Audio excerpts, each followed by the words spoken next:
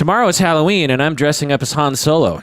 I can't wait to walk around as Han Solo and say things like, "You're all clear, kid."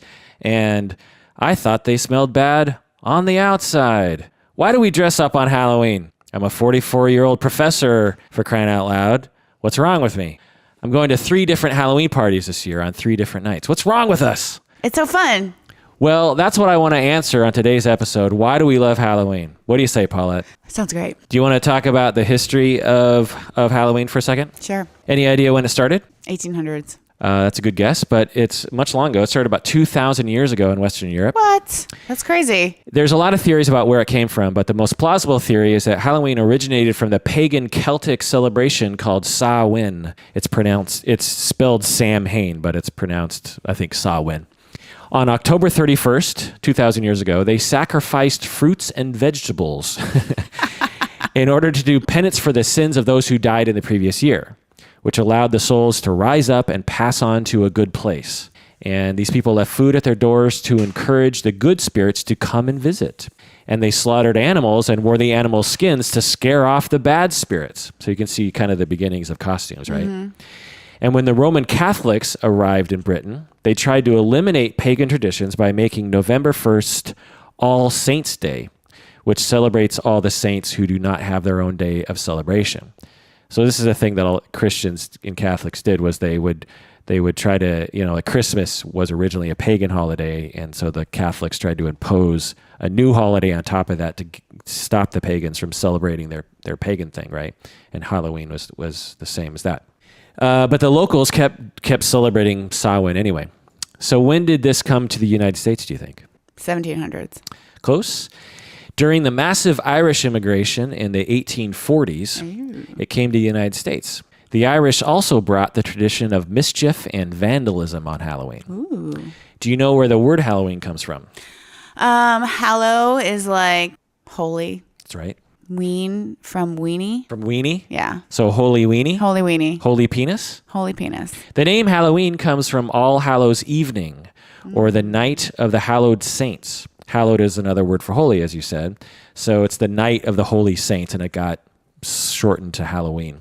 I don't know how they get from All Hallows Evening to Halloween, but anyway. The ritual of costumed children going door to door for trick or treat started when, do you think? 1900s. Good. 1920s in the United States. It grew in popularity, and it was only for children. Then in the 1930s, companies started marketing and advertising costumes because America knows capitalism very well. Advertising. Yeah. Do you know what costumes were the most popular at first? Ghosts and witches. Oh my God. That's exactly right. Yes. You're a genius. I'm a genius. But soon other costumes started to appear. Any ideas about what costumes would have appeared in the 1930s? Sexy candy. Sexy toothbrush. Little Orphan Annie. Oh, okay. Not sexy little, but this is this is for children. Mickey Mouse and Minnie Mouse and Popeye. Oh, These fun. costumes were licensed and made money for the people who own these brands. In the 1960s, other costumes started to appear. It's so depressing. It's like, and another tradition brought to you by capitalism. Yeah. You're like, and now it's like oh God, I just saw this on Shark Tank. They were saying it's like a $7 billion industry. Ooh. It's crazy. My God, you know all sorts of shit. Any ideas about the costumes that appeared in the 60s, again, for children? For children, I would say, Star Wars, that's too early. For children. Close, though. What was big in the 60s? E.T.? What was E.T.? When was E.T.? When was E.T.? Like 82 sorry. or something? Oh my God, that's terrible. And then I revert to knowing nothing. Basically anything that happened before you were born. Whatever, it's all lumped together. The Godfather, I don't know. Well, okay, what was the Brady Bunch? That's 60s? 70s. That's 70s. Oh my God. John F. Kennedy, the Beatles, That's and the awesome. Apollo astronauts. Ah. Then in the 70s, adults started dressing up too, particularly on college campuses. Yeah. And now it's huge. For instance, you mentioned how much are they going to spend this year on Halloween? $7 billion? $7 billion. It's been estimated Crazy. around there, yeah. Crazy. As a reference, Americans spend about $500 billion on Christmas, and Valentine's Day they spend $19 billion. So on the scale of the different holidays in America, Good Lord. it's actually not that high. So ridiculous. Yeah, considering you spend $500 billion on Christmas. You only spend 7 or 8 billion on Halloween. Okay. Well, let's get into the psychology of Halloween. Why do we love Halloween? Well, number one, we get to satisfy our suppressed wishes. We get to act out forbidden desires. We get to play with aggression and murder. We get to scare people and feel powerful. And we get to play with gender. Okay, pause. What do you think? I was a sexy girl one year for Halloween, and I just want to get that out. Yeah. How'd that go? It was really funny, but now I look back on it, I'm like, oh God, really? Yeah. How did it feel to embody a sexy girl? You know what? I was writing about it, and I was like, you know what? It's because women are so slut shamed outside of Halloween. You're not allowed to like enjoy your sexuality. And then for Halloween, it's like this free pass to just be purely sexy something. And that's why I think I did it. And that's why it's fun. Because you're like, you can't call me slutty. Like, it's Halloween, you know? Yeah. But now it's like, you know, you see so many of the sexy costumes are just out of control. But yet I participated in it at some point in my life. I'm going as sexy Han Solo. We were joking about sexy ghost, and someone had put just like a white sheet on and then a bikini over it. Right. So you experienced that firsthand, where you wanted to, all your 364 of the other days, there's a part of you that is not being expressed in a way that you want it to. Yeah. And then this one day you get to let it all out. That is absolutely a purpose for Halloween. Number two, more specifically, we get to be sexual. So not only do we get to express aggressive urges and other kinds of urges, but we also get to express sexual urges. Number three, we get to relieve our loneliness. We are profoundly lonely, and it's only getting worse with more people working more and more home entertainment and larger homes.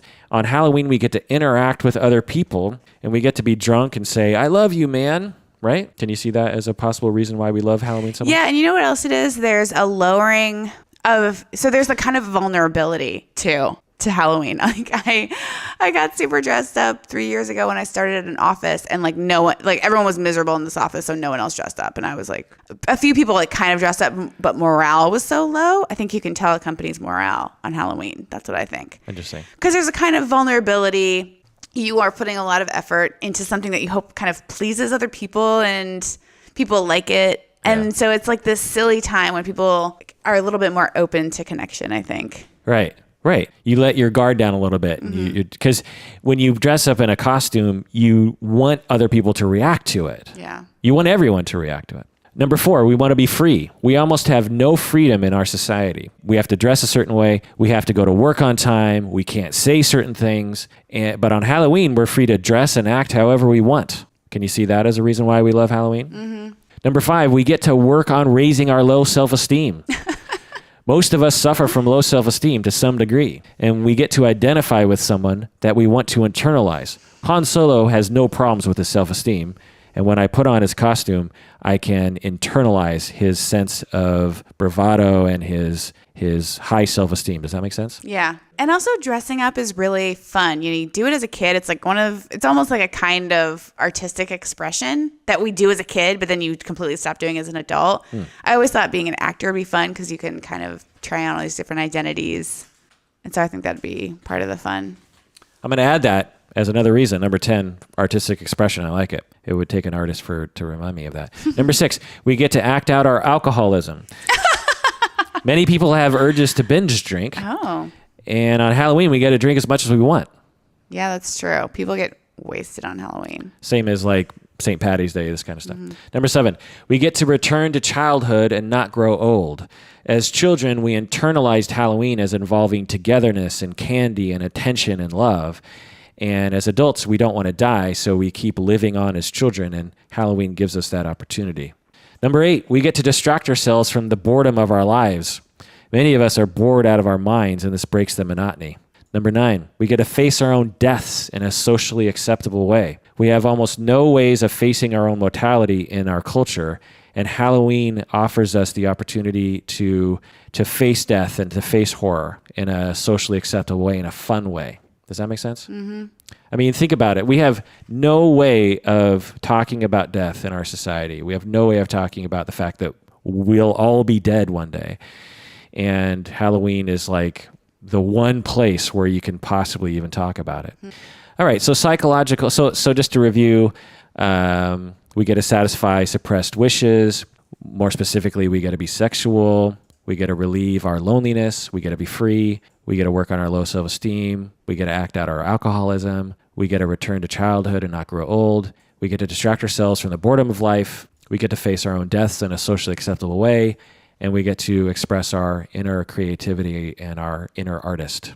So let's go into the psychological research. In 1976, there was a study here in Seattle. The researchers secretly observed the behavior of more than 1,000 trick-or-treaters at 27 homes in Seattle. I was alive then. I wonder if I was involved in this. Inside the doorway of each house was one bowl filled with candy and one bowl filled with pennies and nickels.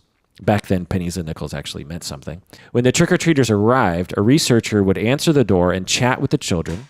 The researcher would sometimes ask for their names and sometimes not. The researcher would tell the kids that they could only take one candy apiece. Then the researcher would announce that she had to return to her work in the other room.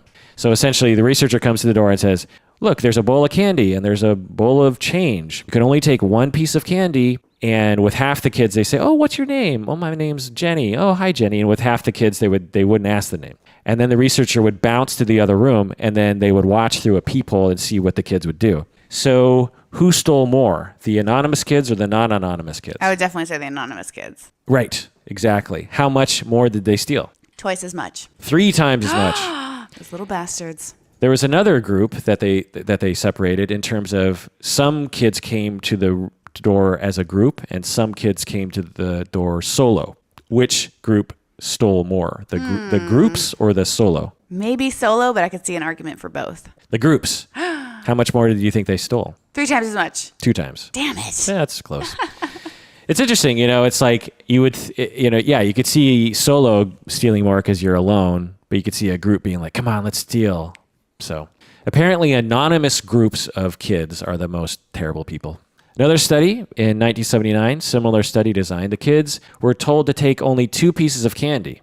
And there were 2 groups of kids that they studied. There were masked children, so kids that came to the door with masks on their face, and kids that came with costumes without masks on their face. Who stole more? Definitely people with masks. Yeah, how much more do you think? I would do 3 times again. 2 times. Oh, God. Another study involving alcohol and drugs on Halloween in 93 involving over 1,000 college students. So there are 2 groups. There were costumed college students and non-costumed college students on Halloween night. Who drank more on Halloween? Costumed. Absolutely. 2 other groups, those who wore costumes in groups and those who wore costumes that were unrelated to their friends. Oh. Who used more drugs, not alcohol? In groups. Yes. Why do you think that is, though? Yeah, but because you kind of like it's another way of losing your identity. It's another way of blending into the crowd and not really being seen and feeling like you can get away with something. So yeah, the people, like if you all went as Star Wars characters, those people used more drugs than the other people. It's kind of weird. 2012 study. Have you heard of enclothed cognition? Have you heard of this before? I have not. It is the process in which your clothes affect your brain processes. That is so interesting. I want to talk about that more some other time because I wear jeans. I've decided that as a rule for my life. So any job I get, I want to wear jeans. And my good friend was talking about how when you put a suit on kids, they act different. Right. And so when you put a suit on adults, maybe they act more professional or get more done. Exactly. An example of that is people who wore doctor's coats, even if they're not a doctor, they performed better on attention and memory tasks. And surgery. Right. Yeah. They perform better surgery. Right. So we totally do this. When you dress up in a suit. Wow. Okay. I'm being proved wrong here. Shit. Your brain operates differently in general than if you were walking around in sweats. Oh, I don't want to hear that because when I worked from home for 9 months, one of the things I saw about being productive at home was like, dress as if you would when you're going to work. And I was like, no, that's why I want to work from home. Well, but my friend was like, yeah, you really actually should. Well, it depends. And I'm sure it's individualistic as well, or idiosyncratic to the individual, is that it's not as if, like there might be a number of factors that come into play. It's like if you dress up in a fancy, I don't know what you'd wear to work as a woman, like a pantsuit or something. Like a glittery gown type thing with a train, right? Probably. Yeah, that's fancy. No, those like stupid black pants. Ugh, I hate those. that always are like getting too tight. Like polyester. Just polyester, terrible pants and some kind of blouse that makes you sweat. I mean, I like to look nice. But so it could go either way, right? You could, by wearing that, you could be sort of more, I don't know, time conscious or more task oriented, right? And you're not gonna be as relaxed. But on the other hand, your brain might be kind of uptight and not able to think clearly or creatively. You know what I mean? So I think it depends. But the idea is that in general, when they study people, they find that when they wear different outfits, they perform differently on cognitive tasks. That's so interesting.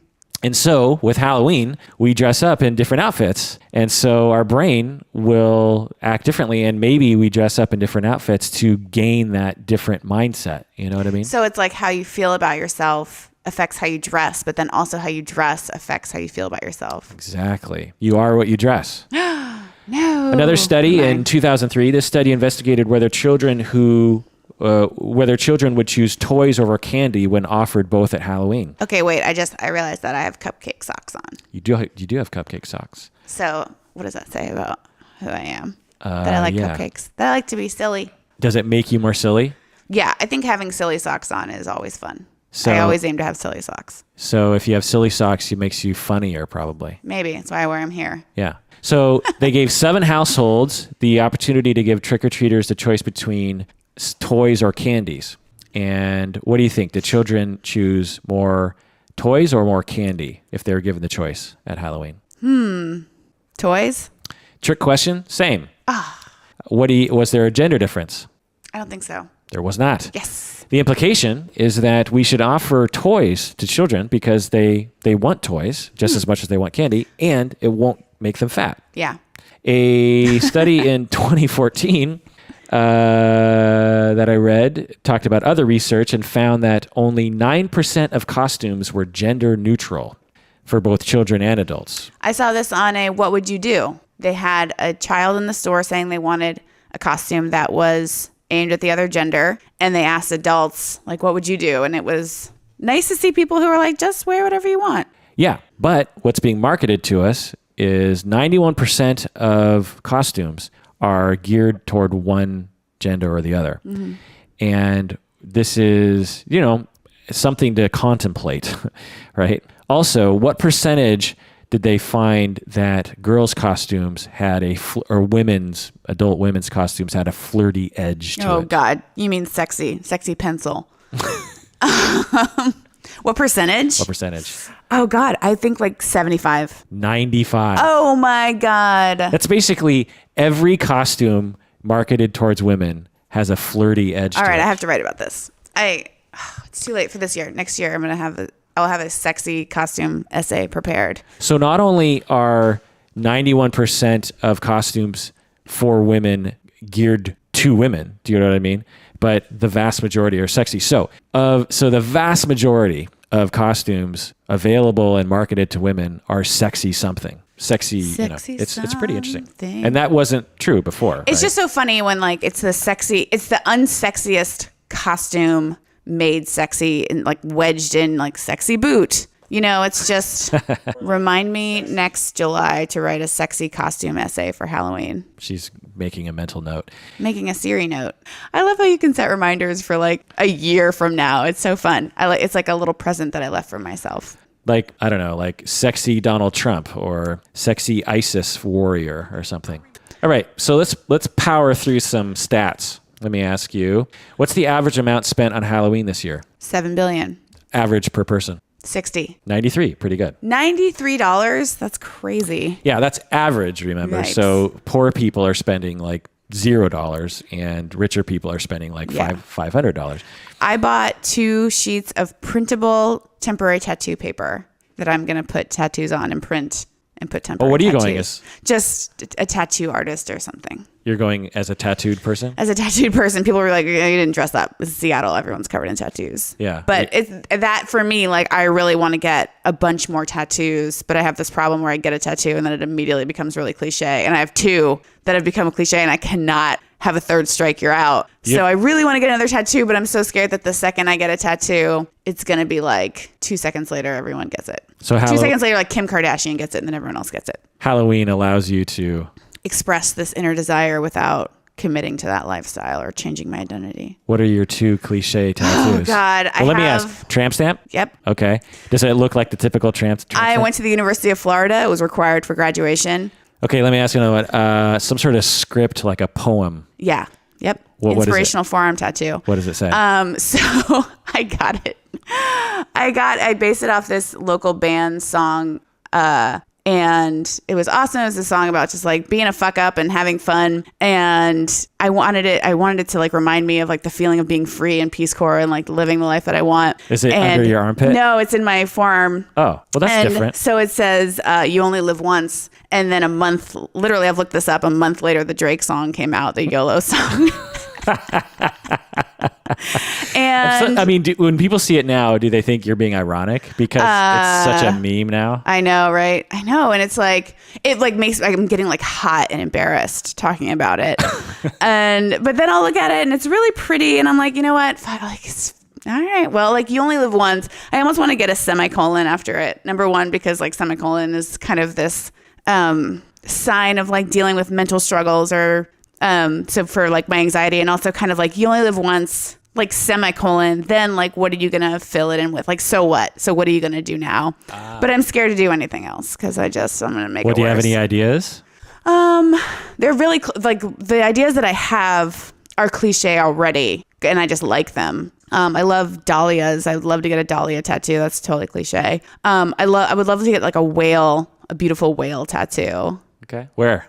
Like I picture, so this is really based off someone else's that I saw that was so amazing. And it was like, she had it on her arm on the outside and I would want it probably on my forearm, but it's just like, picture a whale that is going straight up and it's coming out of the water. So it shows the whale entirely in the water and then the surface of the water as a line. And then the other part of the whale above the water. And then it has all these beautiful clouds and, sounds like a big one. Yeah. And so for me, it's like, there's this really like this beauty and I'm 5'10" and like stout. I'm a stout lady. And so I've always felt like really big, you know? And so for me, it's almost like this beautiful whale thing of just being like this big, beautiful animal. Being like, I don't know, I feel like a big ass whale, but there's still beauty in that, you know? I think that'd be cool. We'll see. Whale tattoos are getting pretty cliche though. I can't imagine that becoming a cliche, you know, of a whale coming out of the, you know what I mean? It sounds too specific. Yeah. Plus it's a lot to commit to for a lot of people. I have a friend who has all these really silly tattoos. Like she doesn't give a shit. She's half Japanese. So she got half of a Japanese flag. And then I think she literally has pigs flying. Or no, it's cats flying and like a few pigs or something. I don't know. All these just silly tattoos. And I'm like, you're such a badass. I would way overthink it and then it would like blow up in my face anyway. That's my style. So tomorrow you're going to dress up and you're just going to put a bunch of tattoos on your body? I think so, yeah. Sexy tattoos? No, like silly ones. Like one I wanted. But are you going to dress like up in a sexy outfit? Like a narwhal. No, I'm not going to dress up in a sexy outfit. Okay. So you're going to be one of those. I'll probably have a black tank top with like a chest tattoo and all these other tattoos and then just like jeans and a black tank top. That sounds kind of sexy-ish, right? Oh, it's sexy-ish. You're showing skin. I would really love to look sexy in a black tank top. I do not. You don't? Like where my armpit meets my other parts is like a little. What about, would your boyfriend say you're sexy in a black tank top? I like to believe my boyfriend would say I'm always sexy, but that's like your boyfriend. You know, you would hope your boyfriend would think you're sexy. Although he's come home when I've been like working from home all day and seen my like descent into madness. Like I have leopard pajama pants on. And so he's seen me at my worst, but I would like to think that he would still say looking good. Well, you should dress up in this and walk around and say, do I look like sexy tattoo girl or just totally unrelated non-sexy tattoo girl? If you're listening to this and you want to please Sexy Tattoo Girl, you want to become a patron of the podcast by going to patreon.com. Have we not introduced the podcast yet? No, we didn't. This is a Psychology in Seattle podcast. I'm your host, Dr. Kirk Honda. I am chair of the Couple and Family Therapy program at Antioch University, Seattle, and I'm also a licensed marriage and family therapist. I'm Paulette Perhatch, writer, non-sexy, cliched tattoo girl with many Halloween regrets lurking in my soul. And where can they find you online? So I'm on Twitter at at Paulette Perhach, Perhach. I quote things that I'm reading, provide book recommendations, tweet silly things that I think, and that's mostly it. So if you want to become a patron of the podcast and get access to our exclusive episodes, you want to go to patreon.com and pledge a certain amount of funds each month. What kind of Halloween regrets do you have? Oh, being sexy girl. Like what? What else? One time I dressed up as a man and I put this stuff on my face that makes you look like you have a 5 o'clock shadow. And I darkened and thickened my eyebrows. Did it start to run? And no, I mean, I literally look like a man. I walked up to someone I had dated for 2 years and he did not recognize me. I looked like a man dressed up as a woman, which is what I was going for. Crazy. And it was a little scary, a little too scary.